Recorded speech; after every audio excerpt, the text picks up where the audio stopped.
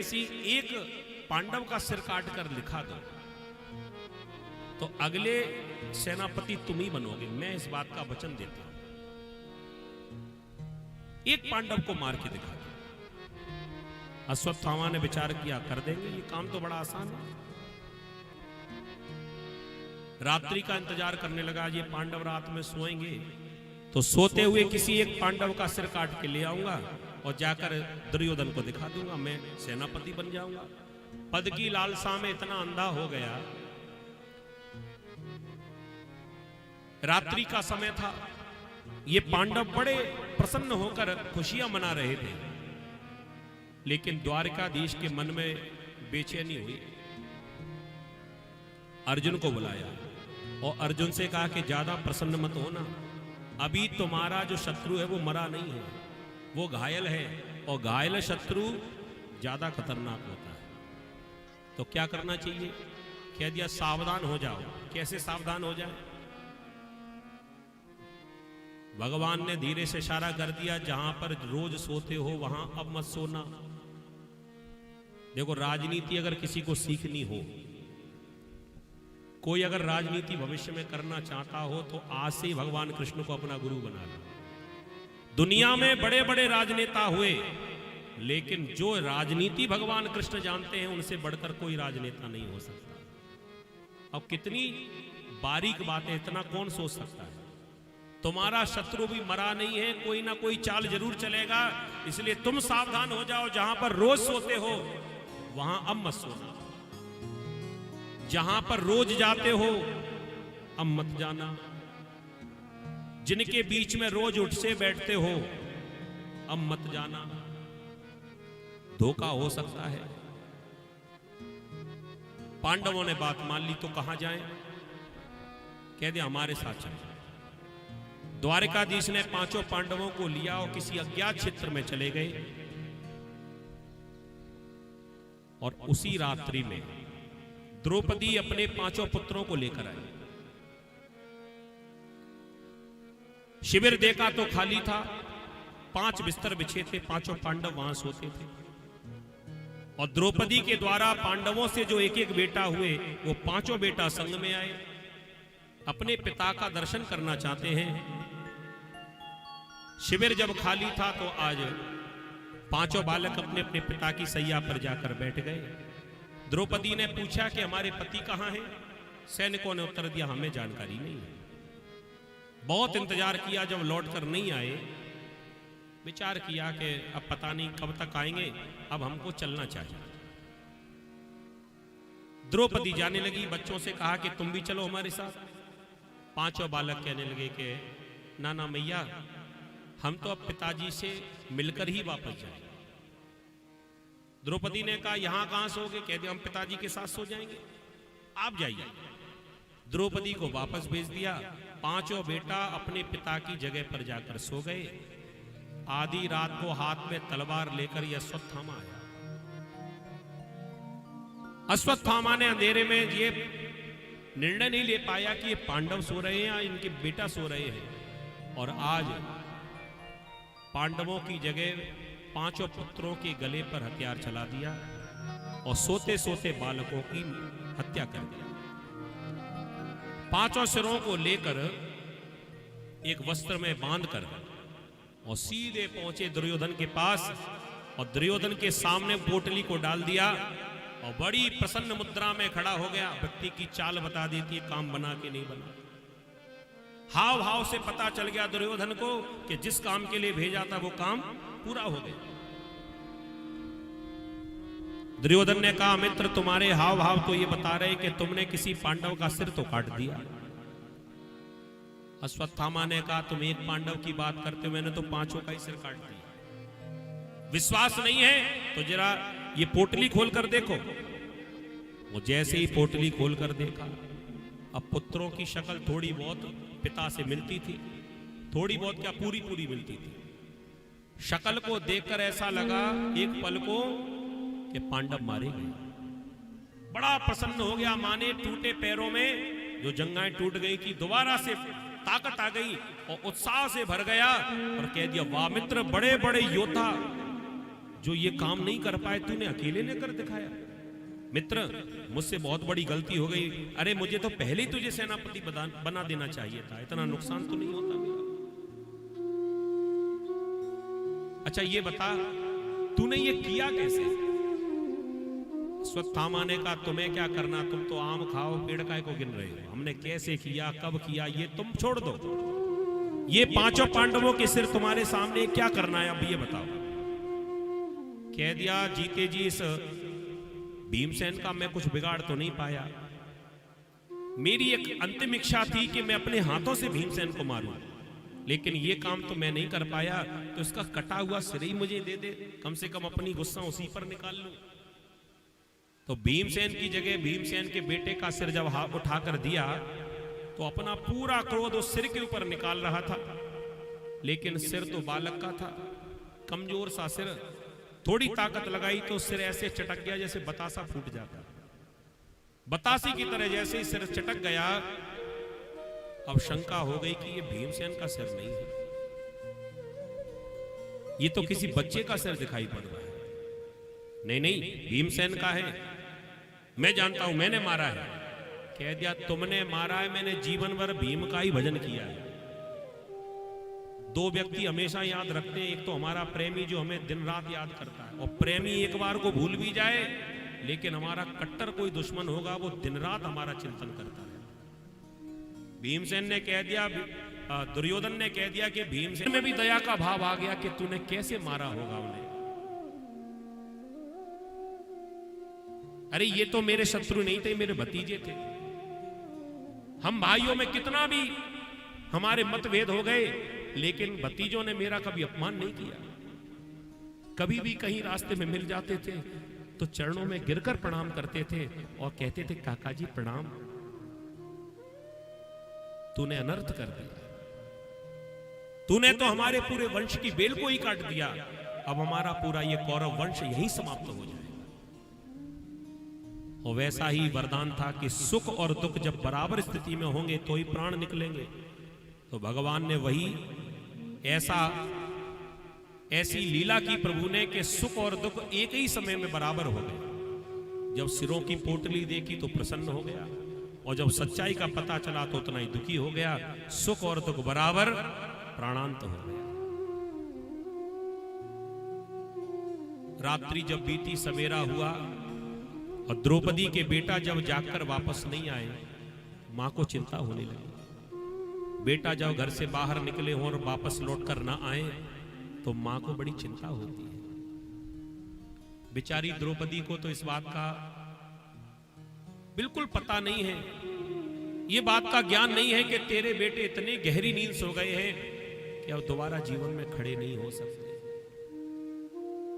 द्रौपदी को लगा कि अब तो मुझे खुद ही जाकर जगाना पड़ेगा।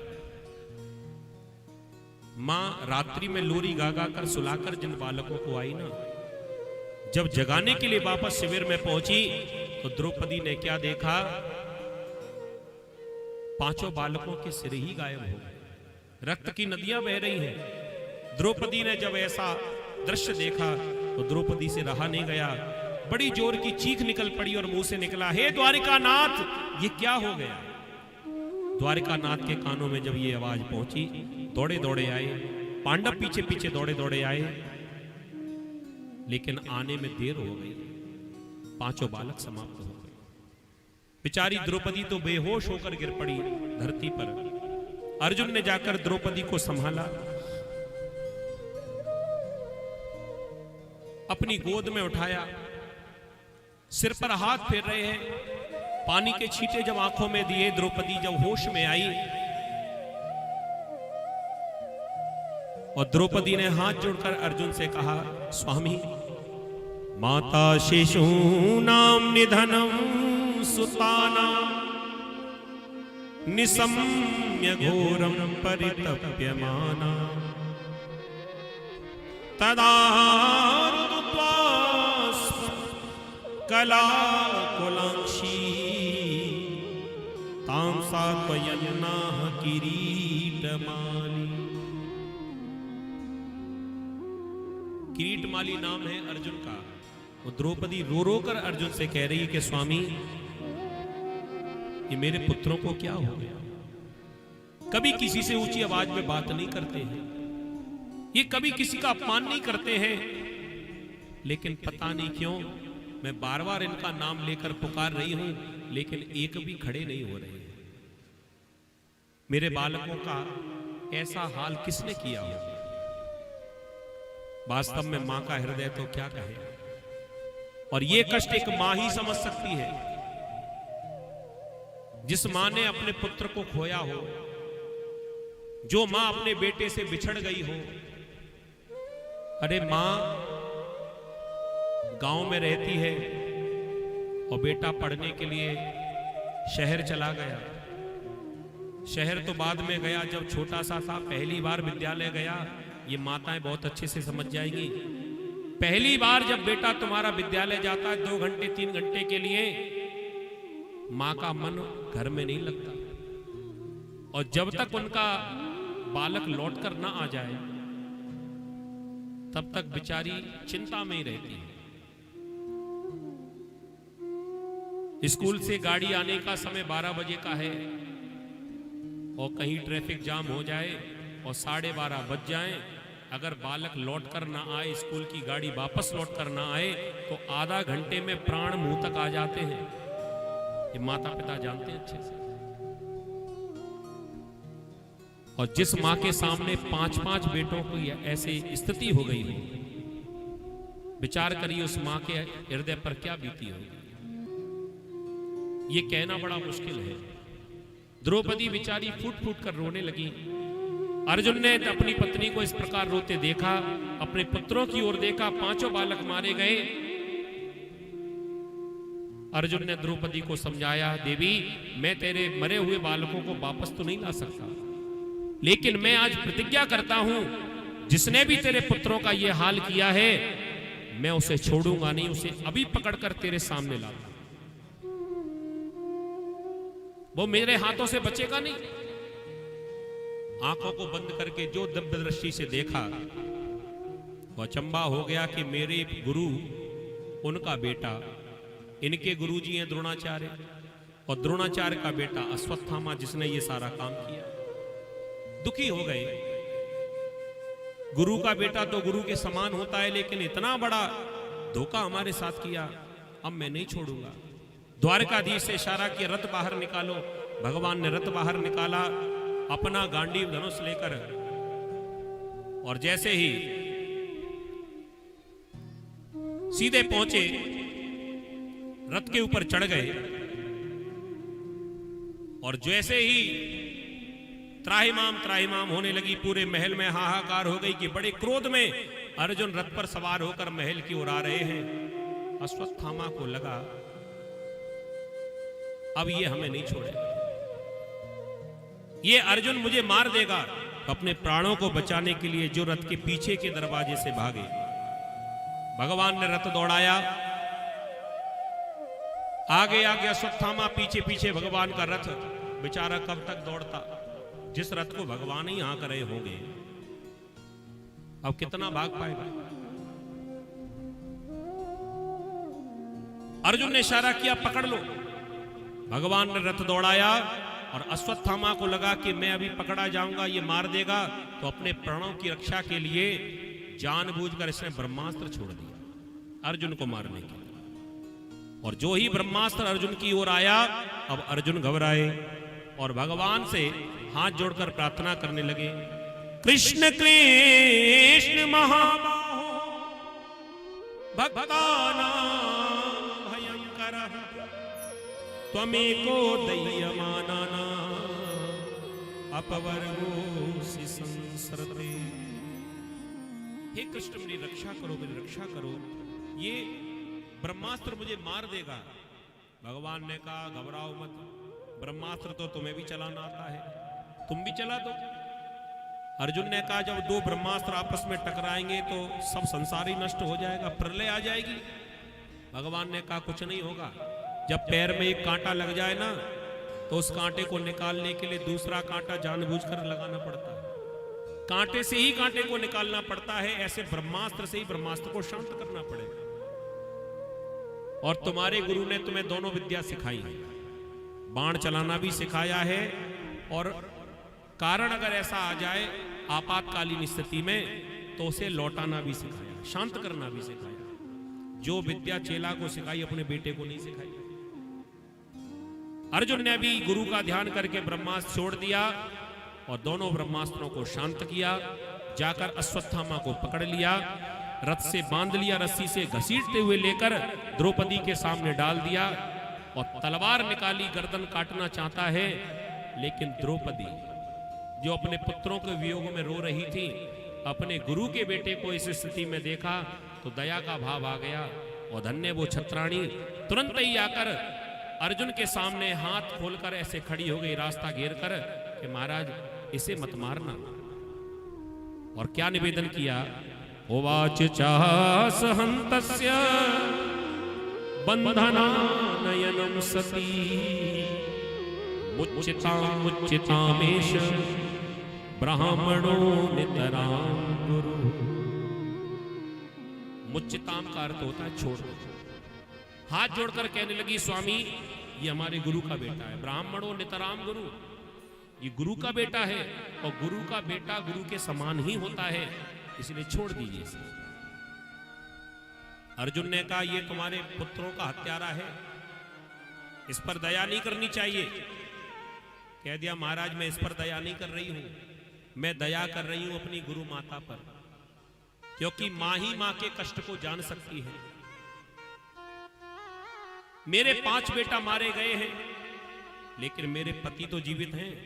कम से कम मैं अपने पति के सहारे अपने जीवन को काट लूंगी, लेकिन हमारी गुरु माता का क्या होगा? उनके तो पति भी समाप्त हो गए और एक बुढ़ापे का सहारा ये बालक रह गया। कहीं आपने इसे भी मार दिया तो हमारी गुरु माता तो जीते जी मर जाएंगे, इसलिए मत मारो। और महाराज आपने इसे मार भी दिया तो ये बताइए आपको क्या प्राप्त होगा? क्या आपके 5 बेटाओं में से एक भी बालक जिंदा होगा? तो फिर आप इसे क्यों मारते हैं?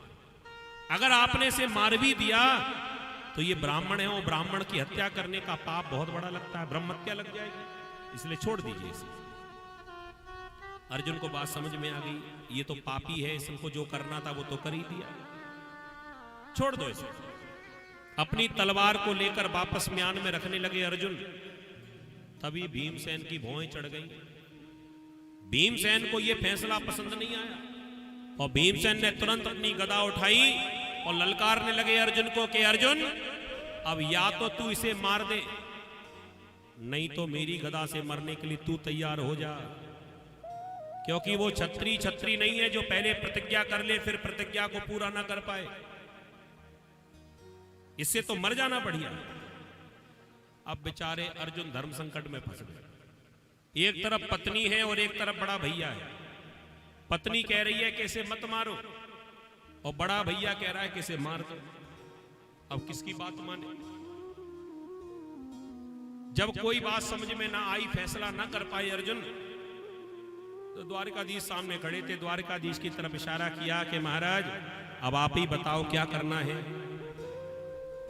भगवान इशारे इशारे में कहने लगे मैं तो पहले ही कह रहा था, आतंकवादी जहां मिल जाए तुरंत ही गाड़ी पलटा दो, तो फैसला ऑन द स्पॉट। और कहीं पकड़ा गया और इसको अपने भारतीय कानून के हिसाब से अगर चलाया गया तो सालों साल केस चलता रहेगा। और ऐसे व्यक्ति को बचाने के लिए अपने ही देश के कानून के रखवाले और जानने वाले वकील जिसको कहते हैं, तो कई सारे वकील बचाने के लिए खड़े हो जाएंगे। ये अपने भारत का संविधान है। लेकिन क्या करें भैया, संविधान में तो हम सबको ही पालन करना चाहिए। लेकिन हमारे जो अनुच्छेद है ना, जो कानून है ना, इसमें इतने छेद हैं कहीं ना कहीं से वो बचे ही जाता है। ऐसे ऐसे कानून के जानने वाले हैं। एक बार हम फेसबुक पर एक ये चुटकुले आते ना, वो पढ़ रहे थे। उसमें क्या बढ़िया बात लिखी। एक बूढ़ा आदमी, एक कई सालों से 20 साल से केस चल रहा था, और वो बूढ़ा आदमी जब केस जीता तो जज साहब से कहने लगा कि धन्यवाद, हम भगवान से प्रार्थना करेंगे कि तुम दरोगा बन जाओ। जज को कह रहा था राम तुम्हारा भला करे, तुम दरोगा बन जाओ। अब हंसने लगा जज, और जज जानता था कि बेचारा गांव का पढ़ा लिखा नहीं है, ये जानता नहीं है कि दरोगा तो छोटा सा होता है, उसके सामने जज तो बहुत बड़ा होता है। तो वकील ने इशारा किया, क्या कह रहे हो, जज बहुत बड़ा होता है, उसका पद बहुत बड़ा होता है, दरोगा तो छोटा सा होता है। कह दिया चाहे कितना भी बड़ा हो, लेकिन मेरी नजर में तो दरोगा ही बड़ा है। जिनने इतनी पढ़ाई करने के बाद में फैसला करने में 20 साल लगा दिए, और जिस दिन ये घटना हुई थी दरोगा आया था मेरे पास, कह रहा था 5,000 रुपए दो, तुरंत ही तुम्हारा नाम हट जाए। तो मेरी नजर में तो दरोगा ही बड़ा है। तो भैया ये अपने भारत का संविधान है।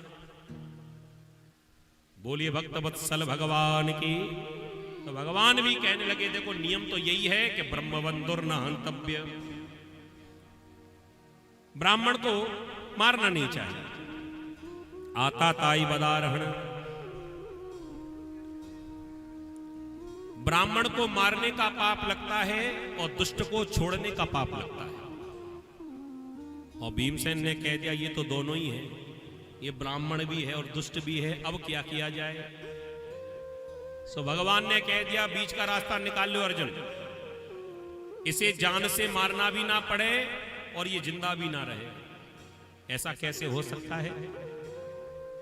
कह दिया गीता का ज्ञान मैंने अर्जुन को दिया, अर्जुन भली भांति जानता है आत्मा ना कभी मरती है ना कभी जन्म लेती है, मरता ये शरीर है। और भैया ब्राह्मण का सबसे जो प्राण है, ये सारा प्राण ब्राह्मण का सम्मान में बसा हुआ है। कुछ और मिले ना मिले लेकिन सम्मान पूरा मिलना चाहिए। और अगर ब्राह्मण का सम्मान छिन जाए, वो ब्राह्मण मरे के ही समान है। सम्मान बचा रहा तो सब कुछ है, और सम्मान ना रहा तो सब कुछ होते हुए भी कुछ भी नहीं। और तुम क्षत्रिय हो, तुम्हें अपनी प्रतिज्ञा पूरी करनी है, तो पाप से बच भी जाओ और तुम्हारी प्रतिज्ञा भी पूरी हो जाए। तो बीच का रास्ता ये है, ये ब्राह्मण इसका सम्मान हटा दो, इसका अपमान कर दो बड़ी सभा में। सम्मान क्या है। अश्वत्थामा के माथे पर एक मणि लगी है, ये सम्मान का सूचक है। कह दिया इस मणि को छीन लो। अर्जुन ने उस मणि को माथे से निकाल लिया, तलवार लेकर सिर का मुंडन किया, और ऐसा मुंडन किया कि यहां सिर पर चोटी भी थी, चोटी भी नहीं छोड़ी, चोटी के सहित मुंडन कर दिया। और हमारी भारतीय संस्कृति में ऐसा नियम है कि हम जब किसी को बाल देते भी हैं, मुंडन भी कराते हैं, तो पूरा नहीं कराते, चाहे 4 ही बाल छोड़े लेकिन चोटी के छोड़ देते।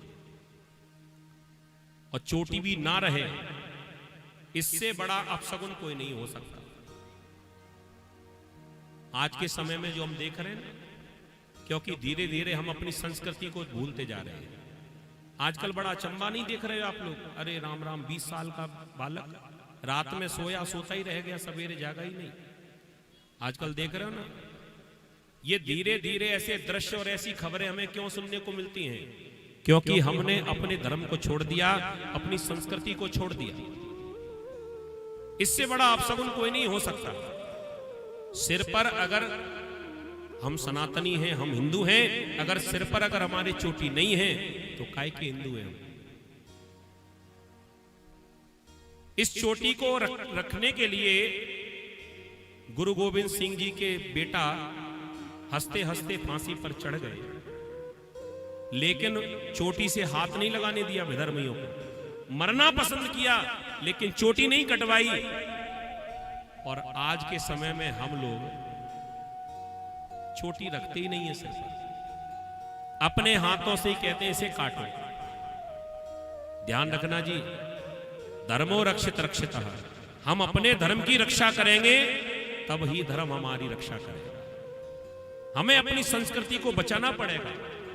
ये संस्कृति को यदि हम नहीं बचाएंगे, इसको बचाने के लिए कोई दूसरा थोड़ी आएगा। आप लोगों ने हवाई जहाज की यात्रा की है क्या? कर लेना कभी। जिन लोगों ने हवाई जहाज की यात्रा की है वो अच्छी तरह जानते हैं, वहां यात्रा शुरू होने से पहले क्रू मेंबर आते हैं और वो पूरे जितने भी वहां सवारी बैठी हुई, जितने भी वहां पर बैठे हुए यात्री, सबको नियम बतलाते हैं। आपकी सीट के नीचे लाइफ जैकेट रखी हुई है।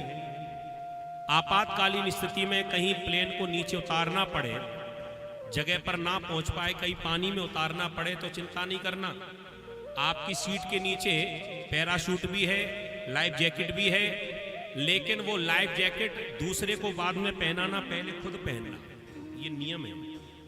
अगर कोई समस्या हो जाए, प्लेन क्रैश हो जाए, बचने के लिए वो लाइफ जैकेट पहले हमें खुद पहननी पड़ेगी। माने इसका सीधा सीधा अर्थ यही है कि पहले अपनी रक्षा हम स्वयं करें, जब हम पुष्ट होंगे तभी तो दूसरे की रखवाली कर पाएंगे। इसके सीधे सीधे अर्थ यही है कि पहले हम अपने सनातन को बचावें, पहले हम अपनी संस्कृति को बचावें, पहले अपनी संस्कृति को हम बचाएंगे तभी तो दूसरे की रक्षा कर पाएंगे। जैसे ही सिर की चोटी को काट दिया, आज अश्वत्थामा को बड़ा बुरा लगा। हम लोग अपने हाथों से चोटी कटवा देते हैं, बुरा नहीं लगता। अश्वत्थामा की चोटी जब अर्जुन ने काट दी तो इतना बुरा लगा, और अपना बदला लेने के लिए मन में सोच रहा है कि 5 बालकों को तो मार ही चुका हूं, अब एक और रह गया है, इसे और जाते जाते निपटा दूं। और वो कौन है? अभिमन्यु की पत्नी उत्तरा, जिसका नाम है। अभिमन्यु तो मारा गया, उत्तरा गर्भवती थी, सोचा कि इसके गर्भ को नष्ट कर दूंगा, इस वंश में कोई बचेगा ही नहीं। उधर धक्का देकर अश्वत्थामा को वहां से भगा दिया, अपमान कर दिया, और द्वारकाधीश द्वारका जाने की तैयारी कर रहे थे, और इस दुष्ट ने एक बार फिर से ब्रह्मास्त्र का संधान कर दिया उत्तरा के गर्भ को नष्ट करने के लिए। उत्तरा दौड़ी दौड़ी आई भगवान के पास और भगवान से प्रार्थना कर रही है, पाहि पाहि महायोगिन देव देव जगतपते नान्यम तद्भयं पश्ये यत्र मृत्युल परस्परम। हे प्रभु मेरी रक्षा करो, मेरे गर्भ के ऊपर ये ब्रह्मास्त्र का संधान किया गया है। भगवान ने कहा, उत्तरा क्या चाहती हो? कह दिया आप मेरी रक्षा करो। भगवान ने कहा कि थोड़ी देर के लिए मेरे प्रति मात्र भाव बनाओ। देखो एक विचित्र बात आपको बताएं, भगवान किसी के गर्भ में तो नहीं जाते, अपनी मैया देवकी के गर्भ में नहीं गए भगवान। जब राम बनकर आए थे तो अपनी मैया कौशल्या के गर्भ में नहीं गए। यही प्रश्न था कि भगवान गर्भ में तो जाते नहीं, जन्म तो होता नहीं, भगवान कभी किसी के गर्भ में नहीं जाते। लेकिन भक्त के ऊपर जब संकट आ जाता है तो भगवान अपना नियम भी तोड़ देते हैं।